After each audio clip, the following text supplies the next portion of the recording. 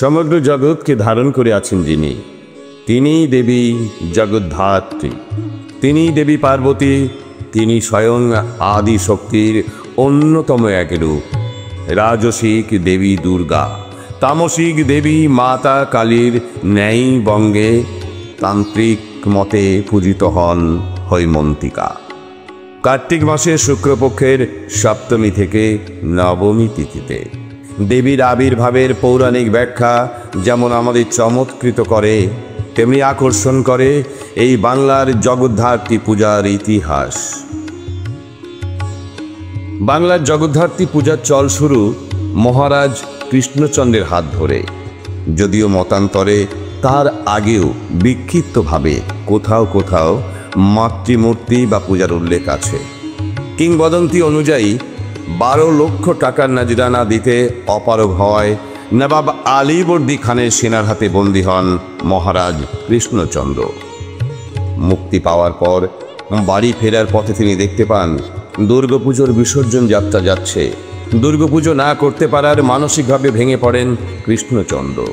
এই সময় চতুর্ভুজা রক্তবর্ণ চক্ষুর এক বালিকা তার স্বপ্নে আবির্ভূত হয়ে রাজাকে আদেশ দেন শুক্লপক্ষের নবমী তিথিতে দেবীর আরাধনা করার।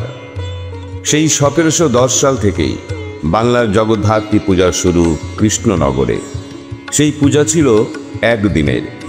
সেই মাতৃ প্রতিমায় সিংহের বদলে মায়ের বাহন রূপে দেখা যায় ঘোড়াকে। এরপর যে কয়টি স্থানে জগদ্ধাত্রী পূজা ছড়িয়ে পড়ে তার অন্যতম চন্দননগর।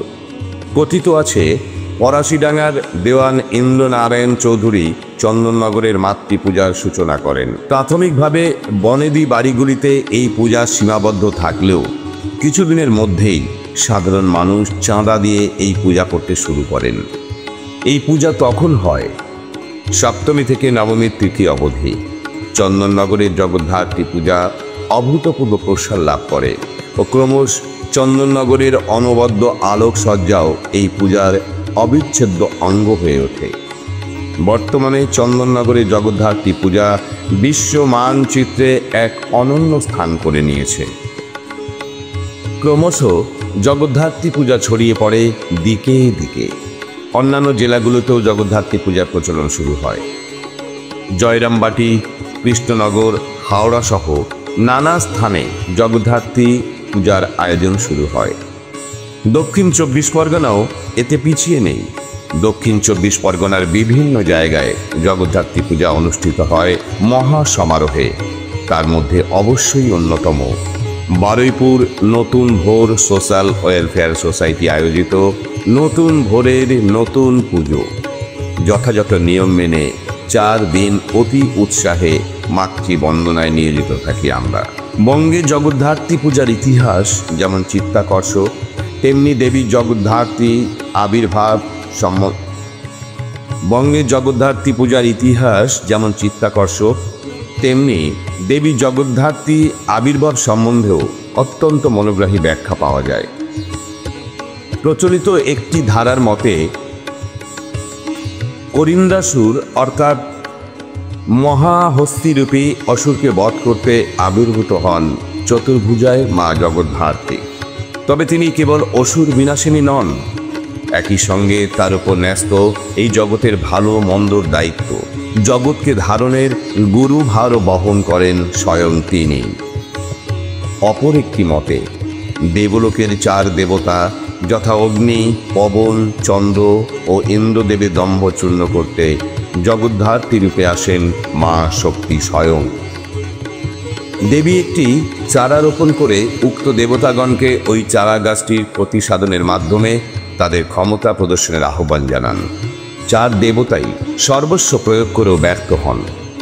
এরপর স্বয়ং ইন্দ্রদেব ভক্তি ভরে এই কন্যার কাছে নতি স্বীকার করলে তিনি রক্তবর্ণা চক্ষু ও চতুর্ভুজা দেবী জগদ্ধাত্রী রূপে আবির্ভূত হন। দেবী এই রূপেই পূজিতা হন। দেবী জগদ্ধাত্রীর কাহিনী ক্ষমতার স্বেচ্ছাচারের বিপরীতে সৃষ্টির ভারসাম্য রক্ষায় আদি শক্তির ভূমিকার কথা আমাদের স্মরণ করিয়ে দেয়। এই মতানুযায়ী হস্তি হল দম্ভের প্রতীক, যাকে দমন করে দেবী জগৎকে ধারণ করেছেন। যুগে যুগে দম্ভের পতন ও জীবের জয়গানের প্রতীক হয়ে উঠেছেন মা হৈমবতী। নতুন ভোরের অভিজ্ঞতাও এর থেকে ভিন্ন নয়। স্বার্থান্বেষী ক্ষমতার সামনে দম্ভের আস্ফালনের মুখে নত না হয়ে বিশ্বাসে ভর করে নতুন ভোর নামক যে চারা আমরা রোপণ করেছিলাম, স্বয়ং মা যে তাকে রক্ষা ও পালন করেছেন তা নতুন ভোরের অগ্রগতি প্রমাণ করে দেয়। মায়ের আশীর্বাদে কেবল মাতৃ আরাধনা নয়, তার সন্তানদের কাছেও আসার চেষ্টা করে গেছি বিনয়ের সঙ্গে।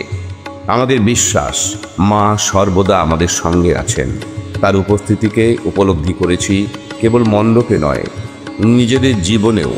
আমাদের প্রাণে তার মন্ত্র হয়ে অনুরণিত হয়েছে স্বয়ং শ্রী রামকৃষ্ণ পরমহংসদেবের বাণী। জগদ্ধাত্রী রূপের মানে কি জানো? যিনি জগৎকে ধারণ করে আছেন তিনি না ধরলে জগৎ পড়ে যায়, নষ্ট হয়ে যায়। মন করিকে যে বশ করতে পারে তারই হৃদয়ে জগদ্ধাত্রীর উদয় হয়।